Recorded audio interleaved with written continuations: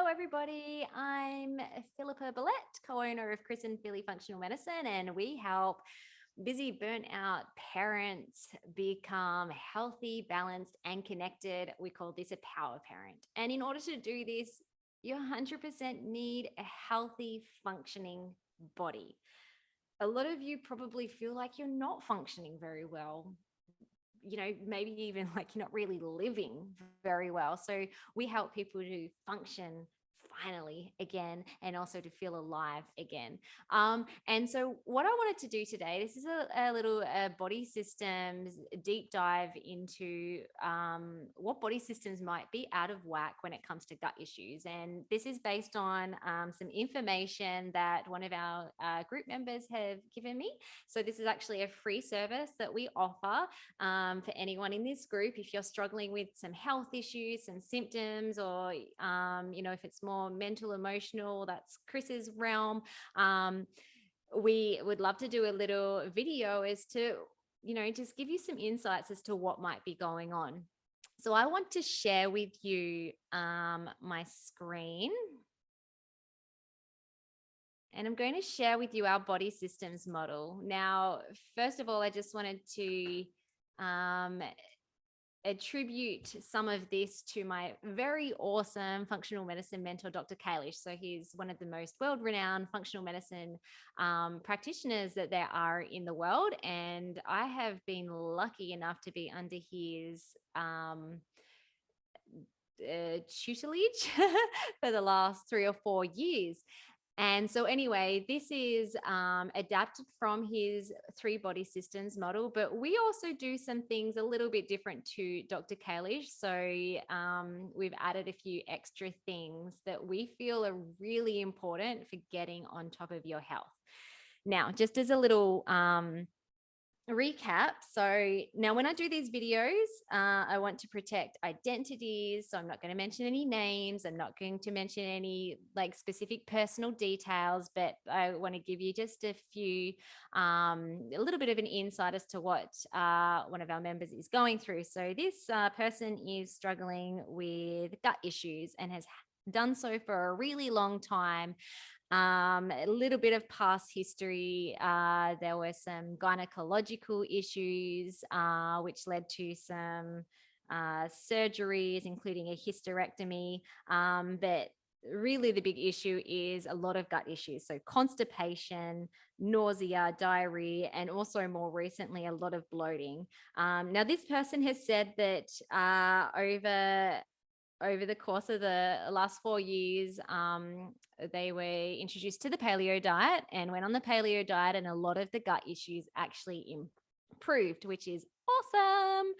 However, since then, there's been a lot of stress and also some more surgeries, which included, I'm just looking back at my message, there was a bit of a blockage in the bowel, so that required some surgery. And ever since then, there's been a lot of bloating, some occasional heartburn, a lot of stress, and even the paleo diet isn't working anymore. Okay, so that's a little bit of a rundown. So we've got gut issues, bloating, past history of constipation, diarrhea. Paleo diet initially helped, but now it doesn't. And also a past history of quite a lot of surgeries that have affected the bowels. So what I would first think about is the gastrointestinal system. Now I'm wondering if I can get a bit creative here and do some drawing. Maybe we'll see. Okay, so we've got the gut system. Now, what I first think about when there's gut issues is, okay, so there's usually 4 main things that can go wrong. So either you could have nasty pathogens, or you could have it could just be food that you're eating. So there could be a reactive food. This person also has the gene for celiac disease, although it hasn't expressed in GP blood tests. I would say if you feel crap on gluten, you got the gene, you got celiac disease, and I would disregard if any blood test is actually showing that. Obviously, your body's not dealing with the amount of gluten that you're consuming. but there could be other foods. And then you could have microbiome issues. So this is where your microbiome is part of your normal flora. It lives in the large intestine. Um, Most of it lives in the large intestine. However, sometimes, and so one, if your beneficial bacteria is really depleted in your large intestine, you can start developing gut issues. If I call them your commensal bacteria or neutral bacteria, sometimes they can overgrow in your large intestine that and become pathogenic. That can also cause issues. And sometimes we can have what is called SIBO. So this is where the bacteria travels from the large intestine up into the small intestine, which is not normal. There are some bacteria in the small intestine, but it's a specific strains, and it also is in much smaller amounts than in the large intestine. And if you have bacteria traveling up into the small intestine, you can start developing a lot of issues especially when you eat food, because the bacteria start munching on all this food in the small intestine in the wrong area. It can lead to a lot of issues, especially like bloating, alternating bowel motions, diarrhea, or constipation, or both. Nausea is a big one too. I'll come back to SIBO because my little suspicion is that this poor person is struggling with a lot of, potentially SIBO or small intestinal bacterial overgrowth. Then we've got digestive organs. So this is where you can have a breakdown of organs. It could be your digestive your digestive enzymes might not be working or being produced very well. Your gallbladder might not be producing bile very efficiently to break down fats. Your stomach acid might be very low, which is basically the first main place where the food actually breaks down. So if your stomach acid is low, you're going to have downstream effects in all the other organs or parts of your GI system. Also, digestive organs, I would be thinking about gut lining. So, that can show up as leaky gut. And also just inflammation of the bowel. How much inflammation is there? If there are issues there, that can cause gut issues.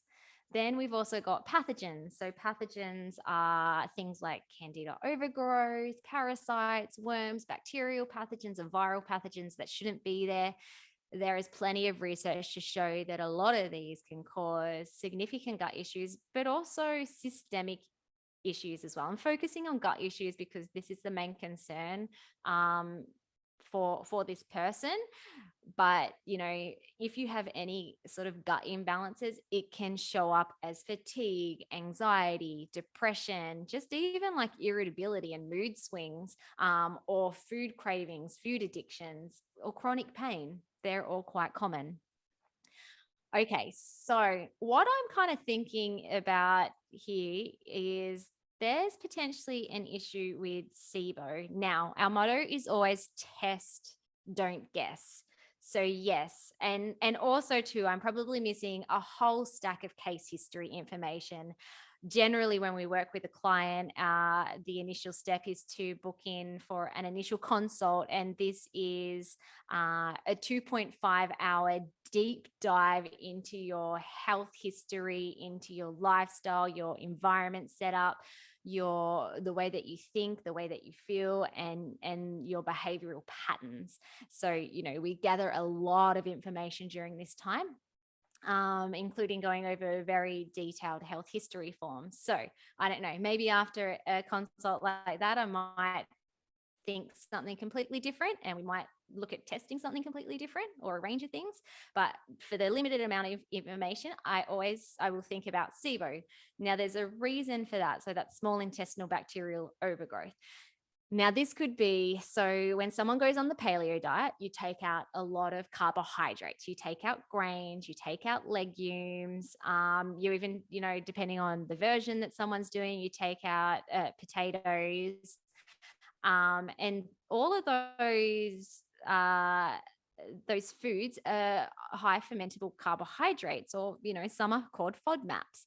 And so these are great because they feed your beneficial bacteria. Now, I'm not against paleo, low FODMAP, keto. I'm not against any of those diets. And we definitely use those for different healing treatment plans. Just going to put my earphones in so I can make sure audio is okay. But the thing is that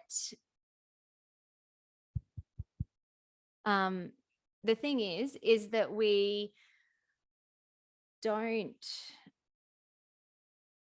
Sorry, just got a message. Okay, let me start again. So paleo diet. So the thing is that when you take these foods out, you're also taking out all the great prebiotic foods, or a lot of the prebiotic foods that feed your native flora. Now, some people feel great when they do this, and it might be because of issues in their large intestine. Maybe their beneficial bacteria is so low that these foods that the bacteria feed too fast, produce too much gas and fermentation, and the gut kind of spazzes out. Often too, though, there's issues with SIBO, because when you eat grains, when you eat legumes, lentils are the powerhouse source for your beneficial bacteria. But this bacteria is in the wrong section when it's in SIBO. So when you eat your food, you start bloating, because that bacteria is eating on these fermentable foods. If SIBO gets bad enough, you will start getting issues regardless of what you eat. We've had some poor clients who, they come to us, they're like, well, all I'm eating is chicken, broccoli, and eggs. And it's like, holy crap, that is awful, because everything else that they eat will cause gut issues. And so sometimes SIBO can become so bad that they will literally eat anything. They do eat everything. We've even had clients who have got bloating and nausea when they drink water because the SIBO is so bad. So I would definitely be thinking about SIBO. The other reason why I would be thinking about SIBO is because of all the surgeries that have happened in the past and the gynecological issues. Now, when you have bits taken out of your system, whether it's parts of your bowel or your womb, getting a hysterectomy, or sometimes even just keyhole or cesarean type surgery, all of these surgeries are going to leave you with scar tissue. And that is normal. And if your body recovers from that and heals from that, that is all good. But a lot of the time, these surgeries in these abdominal regions will cause scar tissue and very thick adhesions that, one, can either grow into the intestinal wall, or two, can actually just, cause like a kind of a thick pocket, I guess, of scar tissue, and it can actually press into the intestines. And so that's going to mean that people will not be able to pass food through one end of your GI tract, so through your mouth down to your butthole, very effectively, because there's always these obstructions, these blockages along the bowel. And so what can happen there is, one, not only will you not poo properly, so a lot of these people have constipation issues where your bowels are slowing down and you're not able to go to the toilet very often. But two, because you're not going to the toilet very often, you can have an overgrowth of bacteria, both in the large intestine, but definitely in the small intestine. Because what should happen is that after you eat your food, your motility or muscles in your gut start switching on. They should be able to sweep food from one end to the other. But if that whole system isn't working very well, because you have these like tissue adhesions blocking the intestines, then you're just going to have a backup of bacteria, which is very common, which is a very common underlying cause of SIBO. The other thing that I just quickly wanted to mention here too is that there was a lot of stress happening. So there is always, this is a good little slide here, how your body falls apart. So yes, a lot of people can develop gut issues when they're burnt out and there's all sorts of stuff going on, but often stress precipitates burnout of the body systems. And so when your stress hormones are not functioning very well, or when, and they start to deplete, or also I think about brain and neurotransmitters, when there's so much stress and those neurotransmitters are getting burnt out and depleted, this can put you into a chronic stress response, which can then cause you to feel very, oh, sorry, I just got a text message. So it can put you into a stress response, which can then cause your gut to break down in a few ways. So one way is that cortisol, your stress hormone, directly interacts with our immune response in our gut lining, our secretory IgA. So when there's a lot of stress, your immune system will literally suppress. And so that can mean that any pathogens hanging around, or any sort of bacterial overgrowth or yeast overgrowth that might be there, that all can flare up really quickly in times of stress, because the immune system kind of flunks out. It's like, there's too much going on. I can't even deal with these other pathogens. And then that's where you can have a flare up of gut symptoms. The other thing too is you can start developing a lot of food intolerances because of what is called leaky gut. And so these things come along again, because when you're stressed, your stress hormone is very catabolic. And so it eats away at your gut lining. And when you're stressed, like literally your muscle tissue will be pulled upon from your gut lining, which can lead to a degradation of your gut lining, which then can lead to leaky gut. And if you've got a gut lining that isn't very strong, and you've got kind of holes in it, and openings where there shouldn't be, you can start developing a lot of food allergies and food intolerances and all sorts of nasty stuff. So that's what I wanted to mention there. Okay, I could go on and on about how all these other systems interact with each other, but I think that that's enough information. So I'd probably be thinking about some sort of overgrowth in the gut to do with fermentable carbohydrates. So whether it's really low beneficial bacteria, or more probably SIBO. Also, there's a stress component. So something potentially could be going on with the neuroendocrine system, which is leading to a lot of these symptoms flaring up in the first place. Okay. So if you found that really helpful, give me a thumbs up. Regardless of whether I'm actually talking to you personally, or a lot of people have these similar issues, which is why I'm very happy to do these videos, personally looking at, some of the things that you're struggling with, but a lot of people are struggling with the same things.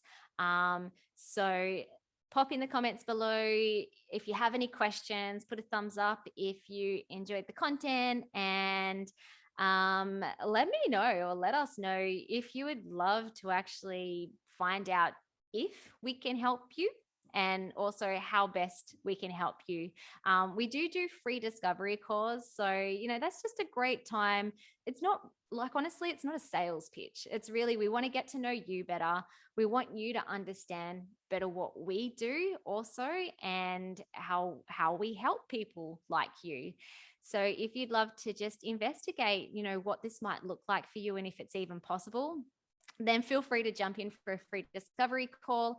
You can jump onto those via our website, but I can also leave a link in this video as well. And the other thing, I was going to say something else. Can't remember what it was. All right, I'm going to sign off now. See ya.